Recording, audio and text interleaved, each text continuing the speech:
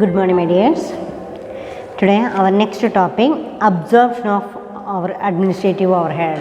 അപ്പോൾ then last topic നമ്മൾ പഠിച്ചുകൊണ്ടിരുന്നത് absorption of overhead എന്ന് പറയുന്ന ടോപ്പിക്കാണ്.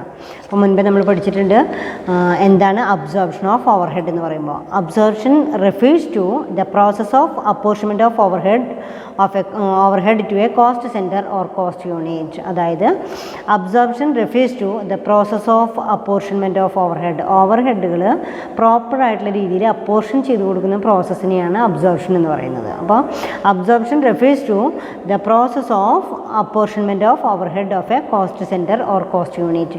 ഏതൊരു പ്രോഡക്റ്റിനുമായി ബന്ധപ്പെട്ടുകൊണ്ടും അതിൻ്റെ കോസ്റ്റ് യൂണിറ്റോ അല്ലെങ്കിൽ കോസ്റ്റ് സെൻറ്ററുമായിട്ടോ റിലേറ്റ് ചെയ്തുകൊണ്ട് ഓവർ ഹെഡുകളെ അപ്പോർഷൻ ചെയ്ത് കൊടുക്കുന്ന പ്രോസസ്സിനെയാണ് അബ്സോർപ്ഷൻ എന്ന് പറയുന്നത്. Then absorption is the last step in overhead accounting process. നമ്മൾ മുൻപ് പഠിച്ചിട്ടുള്ള ടോപ്പിക്കാണത്.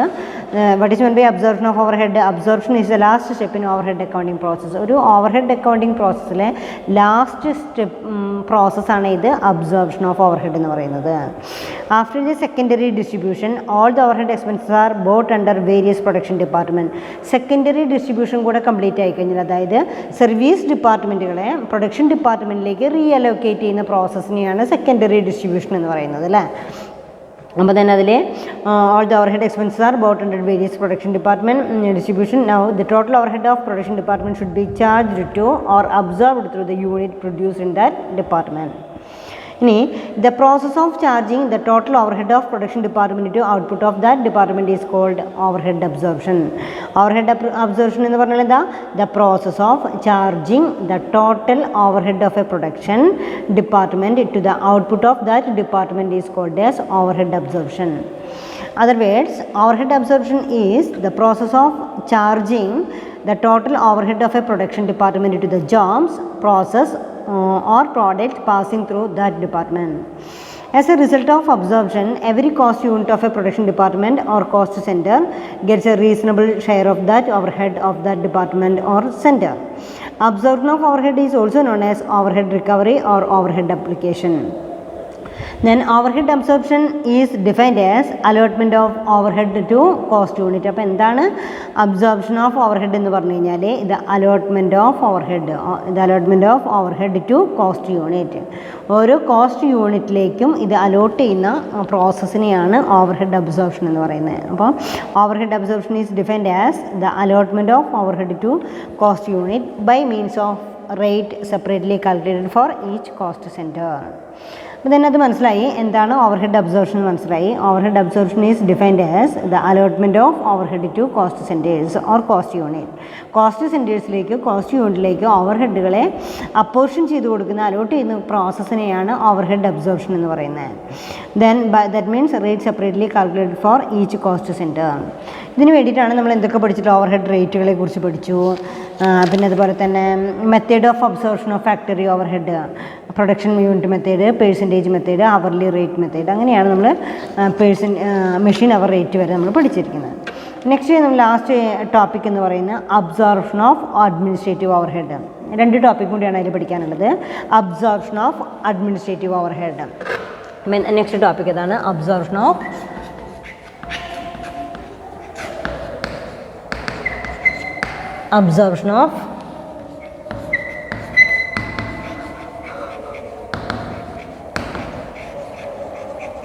absorption of administrative overhead.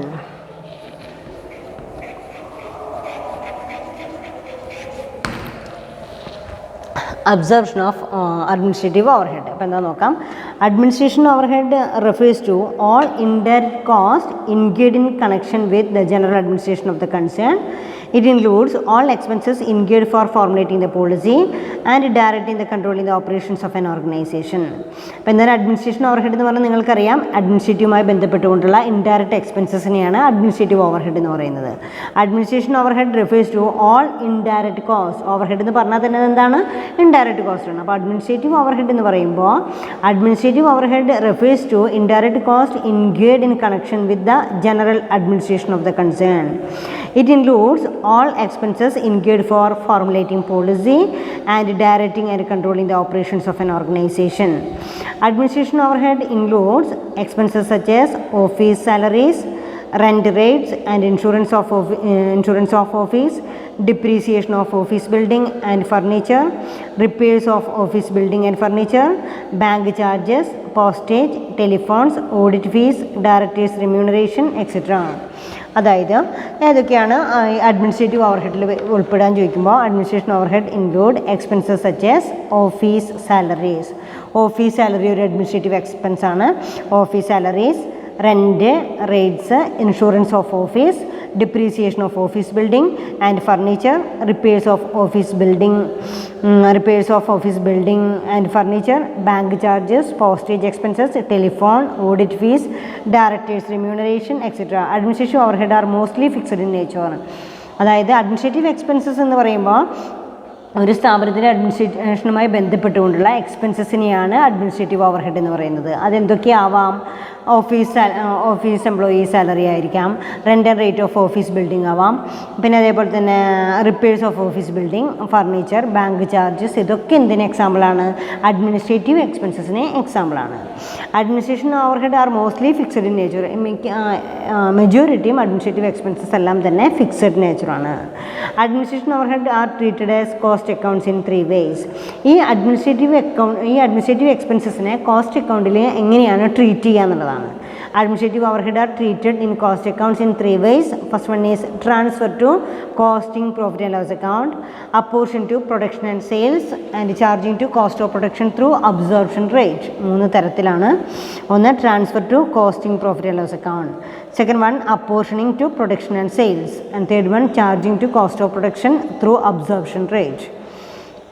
Then the first one is transfer to costing profit and loss account. ഒരു തരത്തിൽ ദെൻ ഈ പറയുന്ന അഡ്മിനിസ്ട്രേറ്റീവ് ഓവർ ഹെഡുകൾ കോസ്റ്റിംഗ് പ്രോഫിറ്റ് ആൻഡ് ലോസ് അക്കൗണ്ടിലേക്ക് ട്രാൻസ്ഫർ ചെയ്ത് കൊടുക്കുന്ന ഒരു പ്രോസസ്സ്. 3 തരത്തിലാണ് അഡ്മിനിസ്ട്രേറ്റീവ് ഓവർ ഹെഡുകളെ അബ്സോർബ് ചെയ്യേണ്ടത്. അപ്പോൾ അവിടെ പറയുന്നത് administration overhead are treated in cost accounts. എങ്ങനെയാണ് കോസ്റ്റ് അക്കൗണ്ട്സിലേക്ക് നമ്മൾ എൻ്റർ ചെയ്യാൻ ചോദിക്കുമ്പോൾ ദെൻ അതിൽ first point is transferring to costing profit and loss. ഈ അഡ്മിനിസ്ട്രേറ്റീവ് എക്സ്പെൻസുകളെല്ലാം തന്നെ കോസ്റ്റിംഗ് പ്രോഫിറ്റ് ആൻഡ് ലോസ് അക്കൗണ്ടിലേക്ക് ട്രാൻസ്ഫർ ചെയ്യുക എന്നുള്ളതാണ്.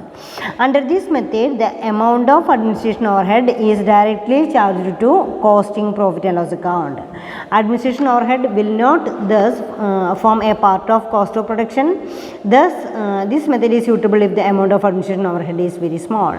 അതായത് ഈ മെത്തേഡ് പ്രകാരം ഈ കോസ്റ്റിംഗ് പ്രോഫിറ്റ് ആൻഡ് ലോസ് അക്കൗണ്ടിലേക്ക് ട്രാൻസ്ഫർ ചെയ്യുന്നത് under this method the amount of administration overhead is directly charge to costing profit and loss account. അതായത് ഈ administrative expenses profit and loss അക്കൗണ്ടിൽ ഡയറക്റ്റായിട്ട് അഡ്മിനിസ്ട്രേറ്റീവ് എക്സ്പെൻസസ് എന്ന് പറഞ്ഞിട്ട് ഡയറക്റ്റായിട്ട് എൻ്റർ ചെയ്ത് കൊടുക്കാറുണ്ട്. Administration overhead will not thus from the part of cost of production. അതായത് അഡ്മിനിസ്ട്രേറ്റീവ് എക്സ്പെൻസ് എന്ന് പറയുന്നത് ഒരു കാരണവശാലും കോസ്റ്റ് ഓഫ് പ്രൊഡക്ഷൻ്റെ ഭാഗമല്ല എന്ന് ട്രീറ്റ് ചെയ്തുകൊണ്ട് then costing profit and loss അക്കൗണ്ടിലേക്ക് അഡ്മിനിസ്ട്രേറ്റീവ് എക്സ്പെൻസ് ഡയറക്റ്റ് ആയിട്ട് ഡെബിറ്റ് ചെയ്യുകയാണ് ചെയ്യുന്നത്. അവിടെ നമ്മൾ എന്ത് ചെയ്യുന്നു? This method is suitable amount of administration overhead is very small. സാധാരണ രീതിയിൽ അഡ്മിനിസ്ട്രേറ്റീവ് എക്സ്പെൻസ് വളരെ ചെറുതൊക്കെ ആണെങ്കിൽ അഡ്മിനിസ്ട്രേറ്റീവ് എക്സ്പെൻസസ് എന്ന് പറഞ്ഞിട്ട് കോസ്റ്റിംഗ് പ്രോഫിറ്റ് ആൻഡ് ലോസ് അക്കൗണ്ടിലേക്ക് ആഡ് ചെയ്ത് കൊടുക്കാം. Then second point apportion to production and sales. ചിലപ്പോൾ പ്രൊഡക്ഷൻ ഡിപ്പാർട്ട്മെൻറ്റിലേക്കും സെയിൽസ് ഡിപ്പാർട്ട്മെൻറ്റിലേക്കൊക്കെ പ്രൊഡക്ഷനിലേക്കും സെയിൽസിലേക്ക് അപ്പോർഷൻ ചെയ്ത് കൊടുക്കേണ്ടതായിട്ട് വരും. According to this method the administrative function is perform to assist the production and selling function. Hence the administration overhead is apportioned to the production overhead and selling and distribution overhead. It is then charged to the product along with the production and selling and distribution overhead. അതായത് it is then charged to the product along with production and selling and distribution overhead. അതായത് production ഡിപ്പാർട്ട്മെൻറ്റിലെ പ്രോഡക്റ്റുമാരിലേക്ക് apportion ചെയ്ത് കൊടുക്കാം. Third മെത്തേഡിൽ പറയുന്നത് charging to cost of production through absorption rate. ഇനി cost of പ്രൊഡക്ഷനിലേക്ക് അത് ചാർജ് ചെയ്ത് കൊടുക്കാം. അതെങ്ങനെയാണ് ചാർജ് ചെയ്ത്? Through absorption rate. അബ്സോർബ് ചെയ്യുന്ന റേറ്റ് പ്രകാരമാണ് കോസ്റ്റ് ഓഫ് പ്രൊഡക്ഷനിലേക്ക് ചാർജ് ചെയ്ത് കൊടുക്കുന്നത്. Under this method administration overhead is added to the cost of production as a separate item of cost. Following rate of absorption are used for this purpose: percentage of factory, percentage of conversion method, percentage of gross profit, percentage of factory overhead, percentage of sales method. The rate are calculated by dividing the amount of administration overhead by the appropriate base and multiply with 100. Then percentage of factory cost is calculated by dividing administrative overhead by the factory cost and multiplying with 100. അങ്ങനെ ചെയ്തുകൊണ്ട് ചില percentage method പ്രകാരം absorption rate പ്രകാരം administrative എക്സ്പെൻസസിനെ apportion ചെയ്ത് കൊടുക്കാറുണ്ട്. അപ്പോൾ ഇതാണ് പിന്നെ അബ്സോർപ്ഷൻ ഓഫ് ആദ്യം ഫാക്ടറി ഓവർ ഹെഡ് ചെയ്തു, അതിനുശേഷം അഡ്മിനിസ്ട്രേറ്റീവ് ഓവർ ഹെഡ് അബ്സോർബ് ചെയ്തു. ആൻഡ് ലാസ്റ്റ് പോയിൻ്റ് ആണ് absorption of selling and distribution. നിങ്ങൾ കോസ്റ്റ് അക്കൗണ്ട്സ് പഠിച്ചിട്ടുള്ളതാണ്. കോസ്റ്റ് അക്കൗണ്ടിലെ direct material, direct labour, direct expenses അതെല്ലാം കൂടെ ആഡ് ചെയ്ത് കഴിഞ്ഞാൽ നമുക്ക് കിട്ടുന്നത് പ്രൈം കോസ്റ്റാണ്. പിന്നെയാണ് ഫാക്ടറി കോസ്റ്റ് വരുന്നത്, വർക്ക്സ് കോസ്റ്റ്. ഫാക്ടറിയുമായി ബന്ധപ്പെട്ടുള്ള എക്സ്പെൻസുകളെല്ലാം നമ്മളതിൽ എൻ്റർ ചെയ്യും. അതിനുശേഷമാണ് പിന്നെ നമുക്ക് ഫാക്ടറി കോസ്റ്റിൻ്റെ കൂടെയാണ് പിന്നീട് ഓഫീസ് എക്സ്പെൻസുകളെല്ലാം ആഡ് ചെയ്ത് കൊടുക്കുന്നത്. Office expense that is also called as administrative expenses add ചെയ്യുന്നുണ്ട്. അഡ്മിനിസ്ട്രേറ്റീവ് എക്സ്പെൻസസിൻ്റെ കൂടെയാണ് സെല്ലിംഗ് ആൻഡ് ഡിസ്ട്രിബ്യൂഷൻ എക്സ്പെൻസുകൾ ആഡ് ചെയ്യുന്നത്. അപ്പോൾ അതിന് കോസ്റ്റ് ഓഫ് പ്രൊഡക്ഷൻ കിട്ടും, സെല്ലിംഗ് ആൻഡ് ഡിസ്ട്രിബ്യൂഷൻ എക്സ്പെൻസ് കൂടെ ആഡ് ചെയ്ത് കഴിഞ്ഞാൽ നമുക്ക് എന്ത് കിട്ടും? കോസ്റ്റ് ഓഫ് സെയിൽസ് കിട്ടും. ഇങ്ങനെയാണ് നമ്മളത് കണക്കാക്കുക. അപ്പോൾ അതിൽ ഓരോ ഓവർ ഹെഡുകളെയും ഓരോ ഇൻഡയറക്റ്റ് എക്സ്പെൻസുകളെയും അതാത് കോസ്റ്റ് യൂണിറ്റുകളിലേക്കോ കോസ്റ്റ് സെൻറ്റേഴ്സിലേക്കോ അപ്പോർഷൻ ചെയ്യുന്ന പ്രോസസ്സിനെയാണ് അബ്സോർപ്ഷൻ ഓഫ് ഓവർ ഹെഡ് എന്ന് പറയുന്നത്.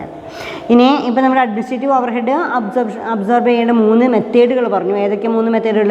Transfer to costing profit and loss account, costing profit and loss അക്കൗണ്ടിലേക്ക് ട്രാൻസ്ഫർ ചെയ്ത് കൊടുക്കുന്ന ഒരു പ്രോസസ്സ് ഉണ്ട്. Apportioning to production and sales, then അവിടെ പ്രൊഡക്ഷൻ ആൻഡ് സെയിൽസ് ഡിപ്പാർട്ട്മെൻറ്റിലേക്ക് അപ്പോർഷൻ ചെയ്ത് കൊടുക്കാം. Charging to cost production through absorption rate, അങ്ങനെയും നമുക്ക് എന്ത് ചെയ്യാം? എക്സ്പെൻസുകൾ ചാർജ് ചെയ്ത് കൊടുക്കാം.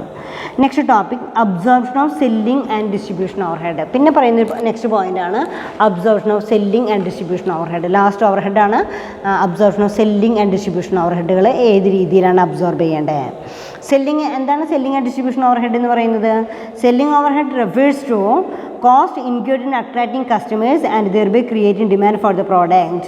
Distribution overhead refers to all costs incurred in transferring the product from producer to the consumer. These two are generally treated together in cost accounts. അവിടെ selling ഓവർഹെഡുകളെ selling overhead refers to cost incurred in attracting customers and thereby creating demand for the product. Distribution overhead refers to all costs incurred in transferring the product from the producer to the consumer. These two are generally treated as to the cost accounts. അതായത് സെല്ലിങ്ങുമായി ബന്ധപ്പെട്ടുകൊണ്ടുള്ള കസ്റ്റമേഴ്സിനെ attract ചെയ്യുന്ന രീതിയിലുമായി ബന്ധപ്പെട്ടുകൊണ്ടുള്ള എക്സ്പെൻസസിനെ selling overhead expenses എന്നും, distribution overhead എക്സ്പെൻസുകളെ distribution overhead refers to all cost incurred in transferring the product from the producer to the consumers. These two are generally treated together in cost accounts. Then following are the examples of selling and distribution overhead: advertising, salaries and commission of sales staff, traveling expenses, cost of samples, showroom expenses, bad debt, transport charges, warehousing expenses, packing charges, etc. ഇതാണ് selling and distribution expenses എന്നുള്ള പേരിൽ അറിയപ്പെടുന്നത്. ഇത് absorb ചെയ്യാനായിട്ട് ഉപയോഗിക്കുന്ന various methods എന്ന് പറയുന്നത് first one is rate per article, second one is percentage of sale and percentage of factory cost. 3 തരത്തിലാണ് റേറ്റ് പെർ ആർട്ടിക്കിൾ റേറ്റ് വെച്ചിട്ട് നമുക്ക് അബ്സോർബ് ചെയ്യാം. അതുമല്ലെങ്കിൽ പെർസെൻറ്റേജ് ഓഫ് സെയിൽസിൻ്റെ അനുപാതത്തിലാവാം, അതുമല്ലെങ്കിൽ പെർസെൻറ്റേജ് ഓഫ് ഫാക്ടറി കോസ്റ്റിൻ്റെ അനുപാതത്തിൽ നമുക്കത് അബ്സോർബ് ചെയ്യാം. Rate per article is determined by dividing the estimated selling and distribution overhead by the estimated number of unit to be sold. Percentage of സെയിൽസിലെ under this method selling and distribution overhead is charge to cost as a percentage of sales. ഒന്നുകിൽ ആ ബേസിലായിരിക്കും absorb ചെയ്യുക, അതല്ലെങ്കിൽ factory കോസ്റ്റിൻ്റെ ബേസിലായിരിക്കും absorb ചെയ്യുക. Then last topic is under or over absorption of overhead. എന്താണ് under absorption അല്ലെങ്കിൽ over absorption എന്ന് പറയുന്നത്? Overhead are absorbed with the help of actual rate or predetermined rate. അതായത് ഇവിടെ under or over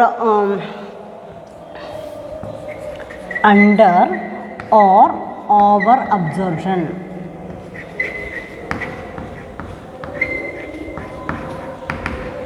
Then under or over absorption overhead.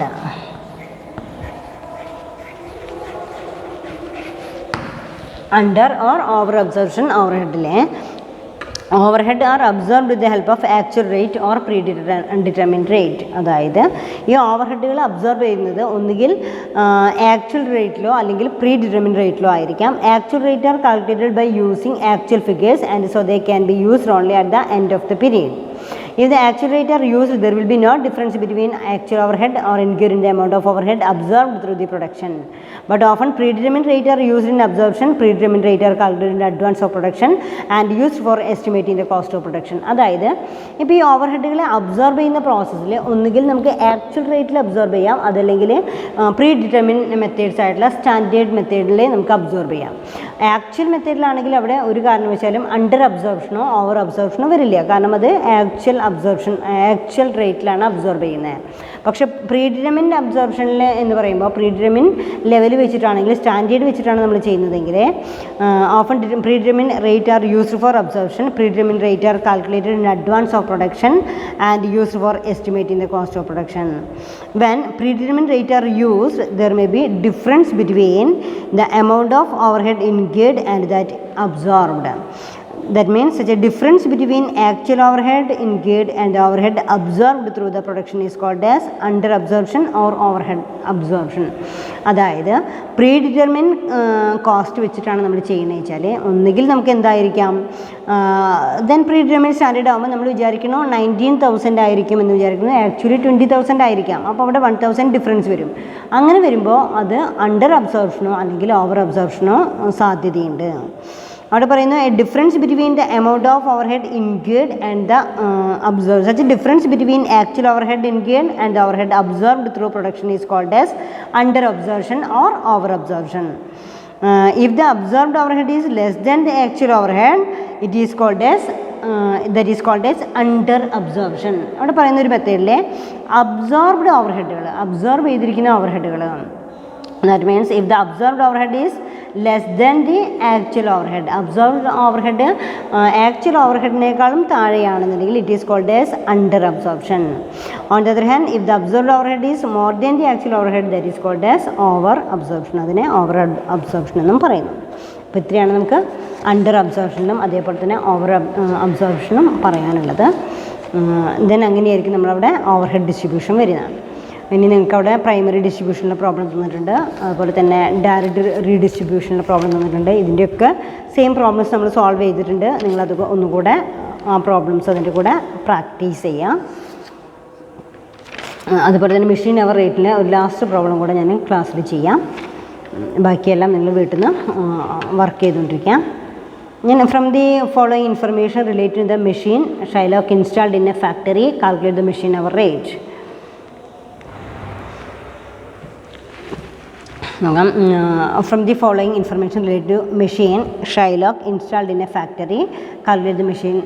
അതായത് from the following information related to machine Shylock. അതായത് Shylock എന്ന് പറയുന്ന കമ്പനിയിലെ ഉള്ള ഒരു മെഷീനെ കുറിച്ചിട്ടാണ്. ഷൈലോക്ക് മെഷീൻ ഇൻസ്റ്റാൾ ചെയ്യുമ്പോൾ ഉണ്ടാക്കാവുന്ന ക്വസ്റ്റ്യൻ. ഇൻസ്റ്റാൾഡ് ഇൻ എ ഫാക്ടറിയിൽ ഇൻസ്റ്റാൾ ചെയ്തു. Calculate the machine hour rate. അവിടെ നമുക്ക് മെഷീൻ അവർ റേറ്റ് കാൽക്കുലേറ്റ് ചെയ്യാനായിട്ട് പറഞ്ഞിട്ടുണ്ട്. അപ്പോൾ എന്തൊക്കെ കാര്യങ്ങളാണ് അതുമായി ബന്ധപ്പെട്ടിട്ട് നമുക്ക് തന്നിരിക്കുന്നത് നോക്കണം. അപ്പോൾ നമുക്കത് ആദ്യം അത് നോക്കാം.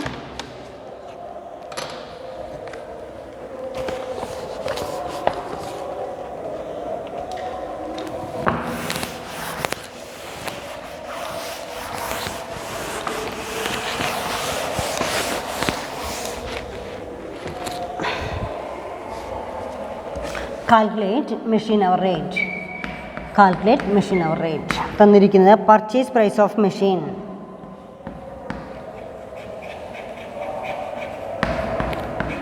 purchase price, machine no scrap value, no scrap, that is rupees 90,000. Installation expenses, installation expenses 10,000. Installation expenses 10,000. Life of machine. Life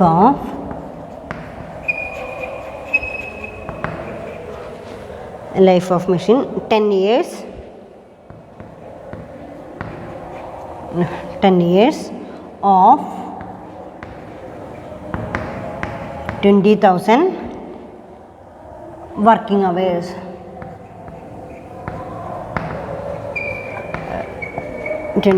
Working hours. Repair charges.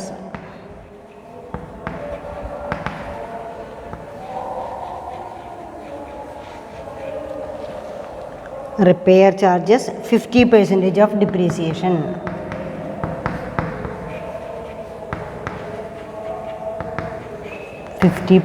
of depreciation. Machine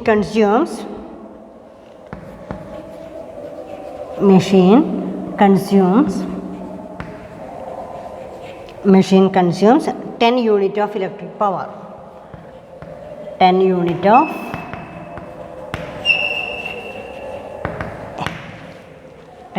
electric power. 10 unit of electric power at 40 paise per unit.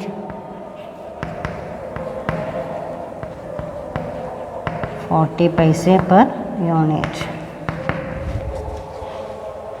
Oil expenses.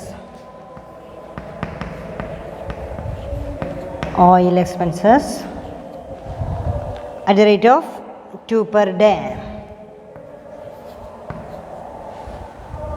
At the rate of rupees 2 per day of 8 hours. 8 hours. 2 consumable stores.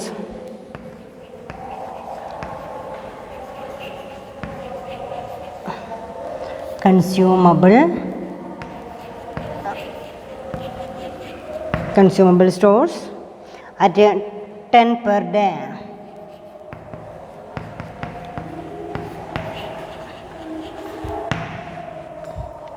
2 workers are engaged.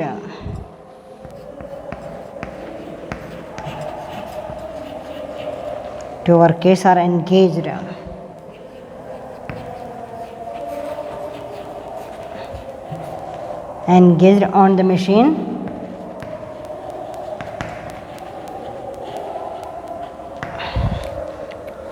at 4 per day of 8 hours. അപ്പോൾ നോക്കുക, ഇത്രയാണ് തന്നിരിക്കുന്നത്. Purchase price no scrap value, അതായത് machinery വാങ്ങിക്കാനുള്ള purchase price എന്ന് പറയുന്നത് scrap value ഇല്ല. 90,000 purchase price എന്ന് പറയുന്നത്. ദെൻ നെക്സ്റ്റ് പറയുന്നത് ഇൻസ്റ്റലേഷൻ എക്സ്പെൻസസ്. അത് ഇൻസ്റ്റാൾ ചെയ്യാനായിട്ട് 10,000 രൂപയാണ് ഇൻസ്റ്റലേഷൻ എക്സ്പെൻസസ് വന്നിരിക്കുന്നത്. ലൈഫ് ഓഫ് മെഷീൻ, ഒരു മെഷീൻ്റെ ലൈഫ് എന്ന് പറയുന്നത് life of machine 10 years of 20,000 working hours. 10 വർഷമാണ് ലൈഫ് ഉള്ളത്. എന്നാൽ 10 വർഷം കൊണ്ട് 20,000 മണിക്കൂറാണ് അത് വർക്ക് ചെയ്തുകൊണ്ടിരിക്കുന്നത്. Life of 10 years of 20,000 working hours.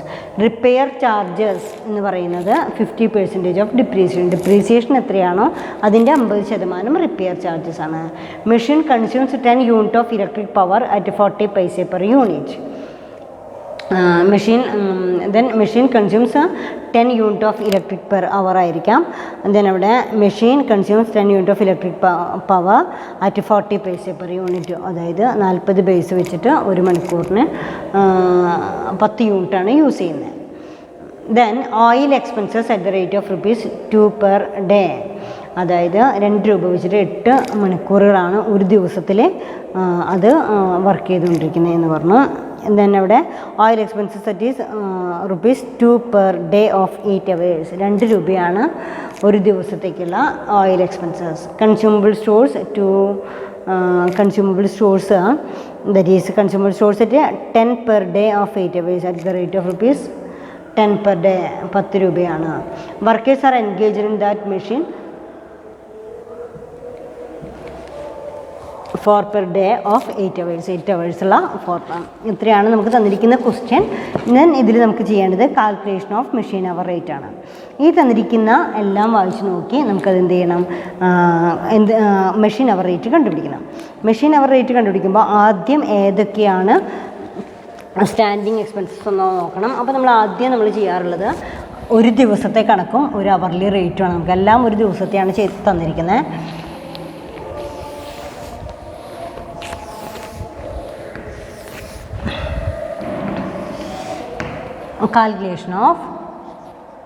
Calculate machine അവർ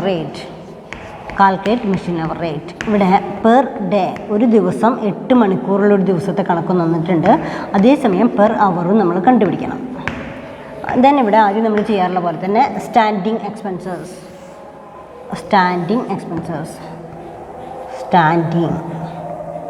ഏതൊക്കെയാണ് സ്റ്റാൻഡിങ് എക്സ്പെൻസസ് നോക്കണം. അതേസമയം അവിടെ running expenses, that is machinery expenses, അതേതാണെന്ന് നോക്കണം. മെഷീനറി എക്സ്പെൻസസ് 2 എക്സ്പെൻസുകളായിട്ട് നമ്മളതിനെ തരംതിരിക്കണം. സ്റ്റാൻഡിങ് പർച്ചേസ് ഓഫ് പ്രൈസ് എന്നൊക്കെ പറയുന്ന ഇൻസ്റ്റലേഷൻ എക്സ്പെൻസ് ഒക്കെ ഡിപ്രീസിയേഷൻ കണ്ടുപിടിക്കാനാണ്. ലൈഫ് ഓഫ് മെഷീൻ ഇതൊക്കെ ഡിപ്രീസിയേഷൻ കണ്ടുപിടിക്കേണ്ട ഡീറ്റെയിൽസ് ആണ്. റിപ്പയർ ചാർജസ് എന്ന് പറയുന്നത് മെഷീനറി എക്സ്പെൻസസ് ആണ്.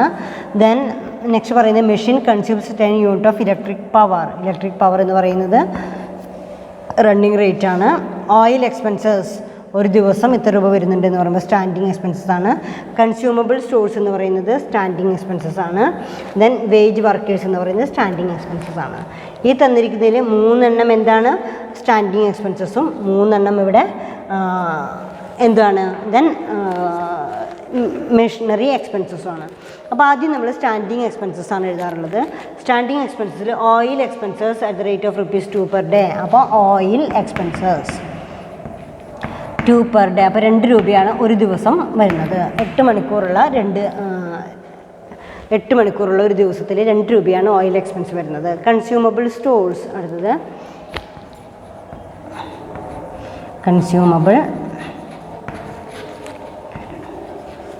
Consumable stores ₹10 per day. ₹10 per day. 2 workers are engaged in that machine. അവിടെ പിന്നെ പറയുന്നത് വേജ് ഓഫ് വർക്കേഴ്സാണ്. വേജ് ഓഫ് വർക്കേഴ്സിനെ ഇവിടെ പറയുന്നുണ്ട്.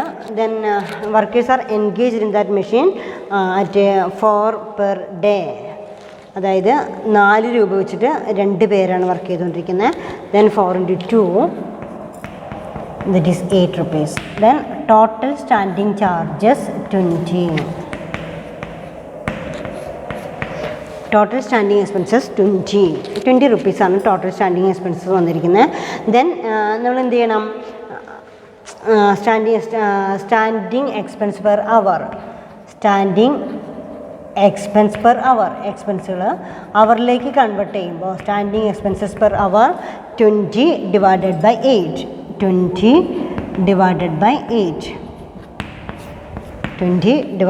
8 that is 2.5.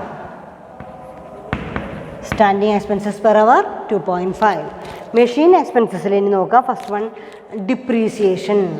മെഷീനറി എക്സ്പെൻസസിലെ ഡിപ്രീസിയേഷൻ എങ്ങനെയാണ് കണക്കാക്കുക? നിങ്ങൾക്കറിയാം. ഡിപ്രീസിയേഷൻ എന്ന് പറയുന്നത് പർച്ചേസ് ഓഫ് മെഷീനറിയുടെ cost of machine that is 90,000 ആണ് കോസ്റ്റ് ഓഫ് മെഷീൻ. അതിൻ്റെ കൂടെ ഇൻസ്റ്റലേഷൻ എക്സ്പെൻസുകൾ എന്തെങ്കിലും ഉണ്ട്. ഇൻസ്റ്റലേഷൻ എക്സ്പെൻസസ് 10,000 ഉണ്ട്. 10,000 ആഡ് ചെയ്യണം. നോ സ്ക്രാപ്പ് വാല്യൂ ഉണ്ടെങ്കിൽ അതിൽ നിന്ന് മൈനസ് ചെയ്യണം അല്ലേ ഡിപ്രീസിയേഷൻ. അപ്പോൾ ഡിപ്രീസിയേഷൻ കണ്ടുപിടിക്കണമെങ്കിൽ cost of machine 90,000, then installation expenses 10,000, then minus scrap value ഇല്ല, അതുകൊണ്ട് നമ്മൾ മൈനസ് ചെയ്തില്ല. ഡിവൈഡഡ് ബൈ എത്ര അവേഴ്സ് ആണെന്ന് നോക്കണം. 10 വർഷമാണ് അതിൻ്റെ ലൈഫ് ഉള്ളത്. 10 × 20,000 10 വർഷം അങ്ങനെ 20,000 മണിക്കൂറുള്ള രീതിയിലാണ് നമ്മളതിനെ ഇതാക്കിയേക്കണേ. ദെൻ ടോട്ടൽ 20,000 ആണ്. ആൻസർ ഈസ് 0.5 ആണ് അവിടെ എന്ത് കിട്ടിയിരിക്കുന്നത്? ഡിപ്രീസിയേഷൻ കിട്ടിയിരിക്കുന്നത്. ഡിപ്രീസിയേഷൻ കഴിഞ്ഞാൽ പിന്നെ നമുക്ക് മെഷീനറി എക്സ്പെൻസസ് എന്ന് പറയുന്നത് റിപ്പയർ ചാർജസ് ആണ്. ആ റിപ്പയർ ചാർജസ് എന്താ പറഞ്ഞിരിക്കുന്നത്? റിപ്പയർ ചാർജസ് 50% ഓഫ് ഡിപ്രീസിയേഷൻ്റെ 50%. ഡിപ്രീസിയേഷൻ 0.5 ഉള്ളൂ. ദെൻ 50% ഓഫ് ഡിപ്രീസിയേഷൻ എന്ന് പറയുമ്പോൾ ദെൻ 0.5ൻ്റെ 50% എന്ന് പറയുമ്പോൾ 0.25 ആണ് 0.5ൻ്റെ ഓഫ് എന്ന് പറയുന്നത്. ദെൻ മെഷീനറിയിലെ ഡിപ്രീസിയേഷൻ എഴുതി, റിപ്പയർ ചാർജസ് റെക്കോർഡ് ചെയ്തു. ദെൻ പിന്നെ വരുന്നത് machine consumes 10 unit of electric power at 40 പൈസ പെർ യൂണിറ്റ്. അപ്പോൾ തന്നെ അവിടെ ഇലക്ട്രിസിറ്റി പവറാണ് നെക്സ്റ്റ് കാണിക്കേണ്ടത്. പവർ എന്ന് പറയുന്നത് എത്രയാണ്? പവർ 0.4 × 10, 0.40 × 10 ദാറ്റ് ഈസ് 40 പൈസ.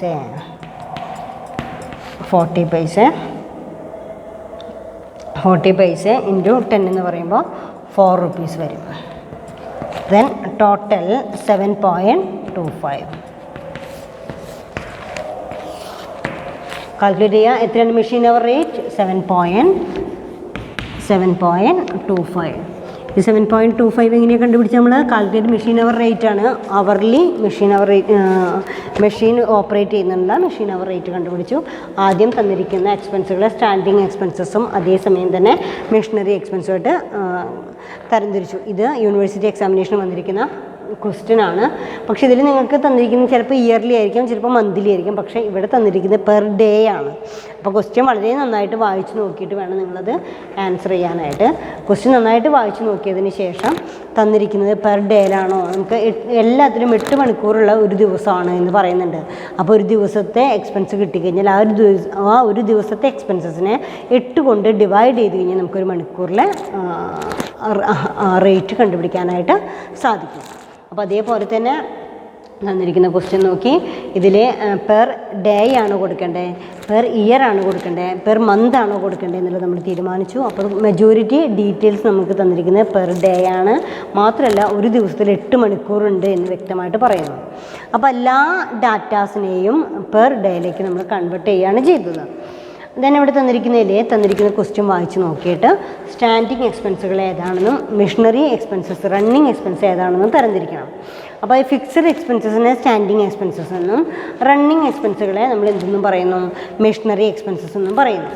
അപ്പോൾ ഈ തന്നിരിക്കുന്നതിൽ purchase of machines, installation of machines, life of machinery എന്നൊക്കെ പറയുന്നത് ഡിപ്രീസിയേഷൻ കണ്ടുപിടിക്കാനായിട്ട് ഉപയോഗിക്കാറുള്ളതാണ്. ഡിപ്രീസിയേഷൻ കണ്ടുപിടിക്കാനുള്ള ഫോർമുല എന്താ? Depreciation is equal to cost of machine, കണ്ടോ, cost of machine plus installation expenses minus scrap value divided by number of years, number of work life. ഇതാണ് നമ്മൾ സാധാരണ ഉപയോഗിക്കാറുള്ളത്. ദെൻ അതിലുള്ള കാര്യങ്ങൾ നോക്കി, purchase price, installation expenses, life of machine. Repair charges എന്ന് പറഞ്ഞത് കണ്ടപ്പോൾ അതെന്താണ്? റണ്ണിങ് എക്സ്പെൻസസ് ആണ്. മെഷീൻ കൺസ്യൂംസ് എന്ന് പറയുന്നത് റണ്ണിങ് എക്സ്പെൻസസ് ആണ്. ഓയിൽ എക്സ്പെൻസസ് എന്ന് പറയുന്നത് സ്റ്റാൻഡിങ് എക്സ്പെൻസ് ആണ്. കൺസ്യൂമബിൾ സ്റ്റോഴ്സ് സ്റ്റാൻഡിങ് എക്സ്പെൻസസ് ആണ്. വേജസ് സ്റ്റാൻഡിങ് എക്സ്പെൻസസ് ആണ്. ഇങ്ങനെ നമ്മൾ തിരിച്ചു പെർ ഡേയിലേക്ക് ഓയിൽ എക്സ്പെൻസ് പെർ ഡേ തന്നിട്ടുണ്ട്, കൺസ്യൂമബിൾ സ്റ്റോഴ്സ് പെർ ഡേ തന്നിട്ടുണ്ട്, വേജസ് ഓഫ് വർക്കേഴ്സ് എന്ന് പറയുന്നതും പെർ ഡേ തന്നിട്ടുണ്ട്. ടോട്ടൽ സ്റ്റാൻഡിങ് എക്സ്പെൻസസ്, ഒരു ദിവസത്തെ സ്റ്റാൻഡിങ് എക്സ്പെൻസസ് നമ്മൾ കണ്ടുപിടിച്ചു. That is 20 rupees.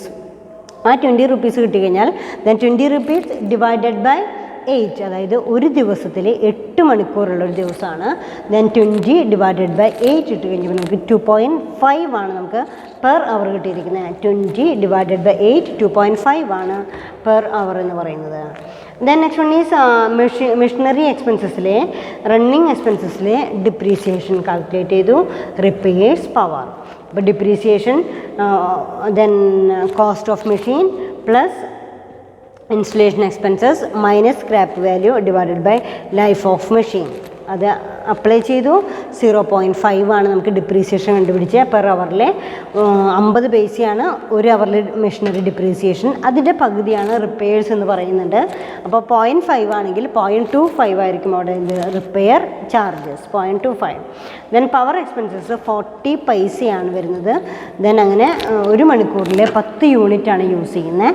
Then 10 into 0.40 ഇട്ട് കഴിഞ്ഞപ്പോൾ നമുക്ക് 4 rupees ആണ് നമുക്ക് പവർ എക്സ്പെൻസസ് കിട്ടിയിരിക്കുന്നത്. ടോട്ടൽ 7.25. ഇതാണ് മെഷീൻ അവർ റേറ്റ് തന്നിരിക്കുന്നത്. അപ്പോൾ ഇനി നിങ്ങൾക്ക് ചെയ്യാനുള്ളത് ഈ ചാപ്റ്ററിലെ എല്ലാ ക്വസ്റ്റ്യൻസും പ്രോബ്ലംസും ആൻസർ ചെയ്യാന്നുള്ളതാണ്. പ്രൈമറി ഡിസ്ട്രിബ്യൂഷനും സെക്കൻഡറി ഡിസ്ട്രിബ്യൂഷനും ഒക്കെ പ്രോബ്ലംസ് സോൾവ് ചെയ്ത് പഠിക്കുക. എക്സസൈസ് പ്രോബ്ലംസ് നന്നായിട്ട് എക്സസൈസ് പ്രോബ്ലംസും കൂടെ വർക്കൗട്ട് ചെയ്യാം. ദെൻ അതിലെ questions define overhead, classify overhead on different basis, What is absorption? What are the different methods for overhead absorption? What are the methods used for reapportionment of service department cost? Write a note on departmentalization of overhead. ഈ പറയുന്ന theories ഒക്കെ നിങ്ങൾ പഠിക്കുക. Define overhead. What is indirect material? What is indirect labor? Indirect expenses? Production overhead എന്നൊക്കെ പറയുന്ന questions ഒക്കെ പഠിക്കുക. Especially machine hour rate calculate ചെയ്യാനായിട്ട് പഠിക്കാം. അപ്പോൾ ഇതോടുകൂടെ ഓവർഹെഡ് എന്ന് പറയുന്ന ഒരു ചാപ്റ്റർ നമ്മുടെ കംപ്ലീറ്റ് ആവുകയാണ്. അപ്പോൾ BComനും BBAക്കും കോമൺ ആയിട്ട് ഓവർഹെഡ് എന്ന് പറയുന്ന ചാപ്റ്ററും, അതേസമയം BBAക്ക് തുടർന്ന് ഓവർഹെഡ് എന്ന് പറയുന്ന ചാപ്റ്ററോട് കൂടി BComൻ്റെയും എൻ്റെ ടോപ്പിക്ക് അവസാനിക്കുകയാണ്. അപ്പോൾ ഈ ഓവർഹെഡ് എന്ന് പറയുന്ന ചാപ്റ്ററിൽ എന്തെങ്കിലും ഡൗട്ട് ഉണ്ടെങ്കിൽ ദയവ് ചെയ്ത് നിങ്ങൾ ഇൻട്രാക്ഷൻ പീരീഡിൽ നന്നായിട്ട് ചോദിക്കുക. Okay, thank you. എല്ലാം മനസ്സിലായിട്ടുണ്ടാവും വിചാരിക്കുന്നു. Thank you all.